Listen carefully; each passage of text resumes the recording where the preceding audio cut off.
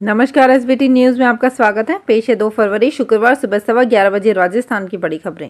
राजस्थान प्रदेश Congress committee के अध्यक्ष गोविंद सिंह डोटासरा ने केंद्र सरकार द्वारा प्रस्तुत बजट को निराशाजनक बताया। उन्होंने कहा कि केंद्र सरकार ने देश में बढ़ती महंगाई एवं बेरोजगारी को कम करने के लिए ना तो कोई प्रावधान किया और ना ही कोई उपाय किए। उन्होंने कहा कि देश की आम जनता, मध्यम वर्ग, नौकरी पेशा वर्ग को किसी प्रकार की करों में कोई राहत प्रदान नहीं की गई, जबकि कॉर्पोरेट टैक्स को घटाकर देश में आर्थिक असमानता को बढ़ाने का ही कार्य किया है। उन्होंने कहा कि केंद्र सरकार के बजट में गरीब, किसान, युवा, महिला के उत्थान के लिए कोई प्रावधान नहीं है। पेट्रोल डीजल पर लगने वाले एक्साइज अथवा अन्य करों में किसी प्रकार की कोई कमी नहीं कर केंद्र सरकार ने आम आदमी को निराश करने का ही कार्य इस बजट में किया है। झारखंड में सियासी संकट के बीच विधायक दल के प्रतिनिधियों के चंपई सोरेन ने राज्यपाल सीपी राधाकृष्णन से मुलाकात की। राज्यपाल से सरकार गठन की प्रक्रिया जल्द शुरू करने की मांग की। मुलाकात के बाद महागठबंधन विधायक दल के नेता चंपई सोरेन ने कहा, हमने कल नई सरकार बनाने का दावा पेश किया था। हमने राज्यपाल से कहा कि हम इस विषय पर क्लियर हैं। हमने उनसे इसे जल्द करने का अनुरोध किया है। राज्यपाल ने भी कहा है कि वो जल्द ही करेंगे। ईडी को झारखंड के पूर्व सीएम हेमंत सोरेन की रिमांड गुरुवार को नहीं मिली है। कोर्ट ने जुडिशियल कस्टडी में जेल भेज दिया है। होटवार जेल में हेमंत सोरेन की रात कटी। कोर्ट ने सुनवाई पूरी कर ली है। आज रिमांड पर फैसला सुनाएगी। जमीन घोटाले में ईडी ने हेमंत सोरेन को कोर्ट में पेश करके 10 दिन की रिमांड मांगी थी।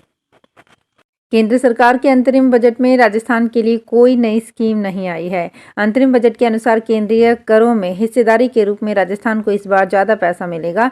वहीं राजस्थान के पर्यटन विकास और ब्रांडिंग के लिए राजस्थान को ब्याज मुक्त कर्ज मिलेगा।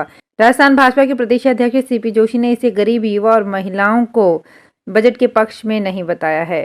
राजस्थान को इस बार केंद्रीय करों में हिस्से से 73,504 करोड़ रुपए मिलेंगे। पिछले वित्त वर्ष में केंद्रीय करों से 65,556 करोड़ रुपए मिले थे। बाड़मेर से पूर्व विधायक रहे मेवाराम जैन के अश्लील वायरल वीडियो का मामला अभी शांत भी नहीं हुआ था कि पिक्चर में अब एनफोर्समेंट डायरेक्टरेट यानी ईडी की एंट्री हो गई है। ईडी मेवाराम जैन के घर पहुंची है। हालांकि मेवाराम जैन घर पर मौजूद नहीं है। दरअसल मेवाराम जैन का पिछले दिनों वीडियो वायरल हुआ था। इसके बाद अब ईडी की टीम उनके बाड़मेर आवास पहुंची थी। हालांकि मेवाराम जैन बुधवार से ही गायब बताए जा रहे हैं। बाड़मेर में ईडी की कार्रवाई को लेकर चर्चाओं का बाजार गर्म है। बताया जा रहा है कि ईडी की टीम पूर्व विधायक को नोटिस तामील कराने पहुंची है, लेकिन पूर्व विधायक घर पर नहीं मिले। परिजनों के अनुसार मेवाराम जैन धार्मिक यात्रा पर गुजरात गए हैं। राजसमंद कलेक्टर डॉक्टर भंवर लाल शर्मा ने गुरुवार को भावा ग्राम पंचायत पहुंचकर कार्यालय का औचक निरीक्षण किया। इस दौरान कलेक्टर ने पशु चिकित्सा उपकेंद्र, किसान सेवा केंद्र और स्कूल का भी औचक निरीक्षण किया। इस दौरान राज्य कार्य में लापरवाही बरतने पर भावा ग्राम विकास अधिकारी और कृषि पर्यवेक्षक को 17 सीसी की चार्जशीट देने के निर्देश दिए गए। कलेक्टर भावा ग्राम स्तरीय जन सुनवाई में पहुंचे तो कई खामियां मिली। इस पर उन्होंने ग्राम विकास अधिकारी को फटकार लगाई और व्यवस्थाओं को तत्काल प्रभाव से सुधार कर आमजन को बेहतर व्यवस्थाएं प्रदान करने के निर्देश दिए।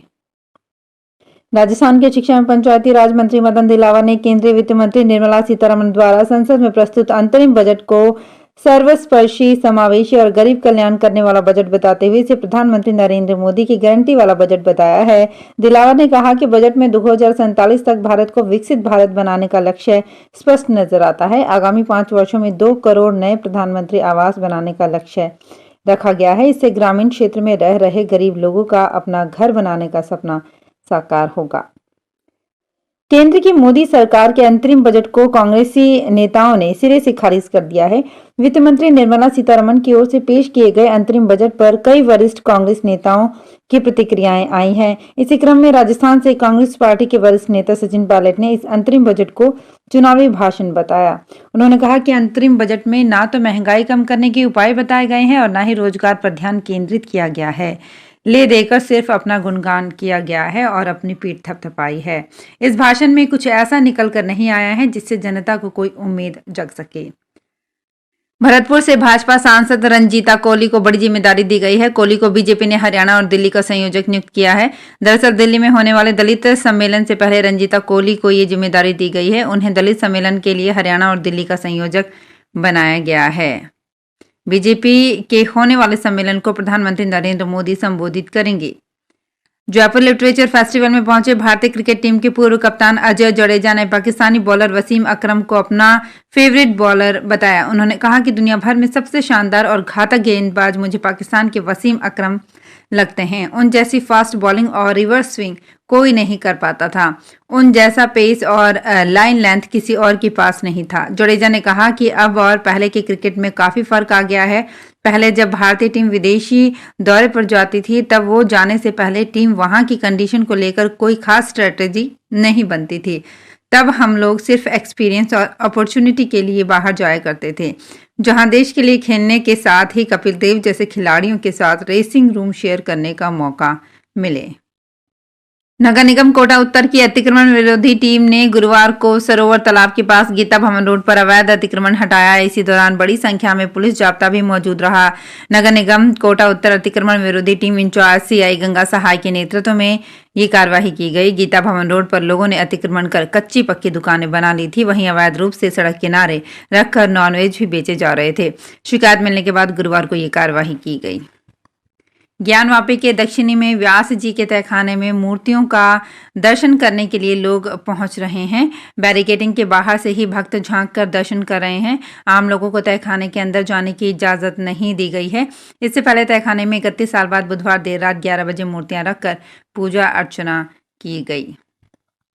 जोधपुर भाजपा के वरिष्ठ नेता और राजस्थान विधानसभा में प्रतिपक्ष के पूर्व नेता राजेंद्र सिंह राठौड़ एक दिवसीय दौरे पर जोधपुर आए। उन्होंने पत्रकारों से बातचीत में कहा कि केंद्र सरकार की ओर से जारी किया गया यह अंतरिम बजट युवाओं और महिलाओं को आगे ले जाने वाला होगा। राठौड़ ने कहा कि ये बजट आधारभूत संरचनाओं को मजबूत करेगा। राठौड़ ने बजट को महिलाओं, उद्यमियों और सामान्य वर्ग, किसान और युवाओं को समर्पित बताया। अलवर में वन एवं पर्यावरण मंत्री संजय शर्मा ने तीर्थ यात्रा के लिए जाने वाली विशेष रेलगाड़ी को हरी झंडी दिखाकर रवाना किया। मंत्री शर्मा ने वरिष्ठ नागरिक तीर्थ योजना 2023 के अंतर्गत संचालित विशेष रेलगाड़ी अलवर से रामेश्वरम वाया भरतपुर ट्रेन को अलवर रेलवे स्टेशन से हरी झंडी दिखाकर रवाना किया। बारां में पूर्ववर्ती गहलोत सरकार की ओर से खाद्य सुरक्षा योजना में शामिल पात्र परिवारों के लिए शुरू की गई अन्नपूर्णा फ्री राशन किट योजना पर अघोषित ब्रेक लग गया है। जिले में दिसंबर और अब जनवरी माह में भी जरूरतमंद निर्धनजनों को किट का वितरण नहीं किया गया। जिले में अब 2,10,000 परिवार योजना के तहत लाभान्वित हो रहे थे। अब 2 माह से वितरण नहीं होने से लोग आए दिन राशन की दुकानों पर पहुंच रहे हैं, लेकिन पोस्ट मशीन में डाटा उपलब्ध नहीं होने से उन्हें निराश होकर खाली हाथ लौटना पड़ रहा है। अनुसूचित जाति की राजस्थान में सबसे बड़ी संस्था doctor Ambedkar memorial welfare society Rajasthan एवं अनुसूचित जनजाति संयुक्त संस्थान की ओर से सरकार के कैबिनेट मंत्री, राज्य मंत्री, विधायकों और जनप्रतिनिधियों का सम्मान समारोह 4 फरवरी रविवार को झालाना स्थित doctor Ambedkar memorial welfare society में आयोजित किया गया है। बुधवार को जयपुर में आयोजित प्रेस कॉन्फ्रेंस में समिति के महासचिव GL वर्मा और संगठन सचिव महेश धावनिया ने बताया कि राजस्थान से पहली बार अनुसूचित जाति के लोगों को कई पदों पर पहली बार प्रतिनिधित्व मिला है। राज्य में पहली बार भारतीय जनता पार्टी ने अनुसूचित जाति के डॉक्टर प्रेमचंद बैरवा को उप मुख्यमंत्री बनाया है, जो समाज को गौरवान्वित करता है। तो फिलहाल इस बुलेटिन में इतना ही, फिर हाजिर होंगे कुछ और बड़ी खबरों के साथ। अगर आप भी अपने आसपास की छोटी बड़ी और महत्वपूर्ण खबरों से अपडेट रहना चाहते हैं तो सब्सक्राइब कीजिए हमारे चैनल SPT न्यूज को और प्रेस कीजिए बेल आइकन पर।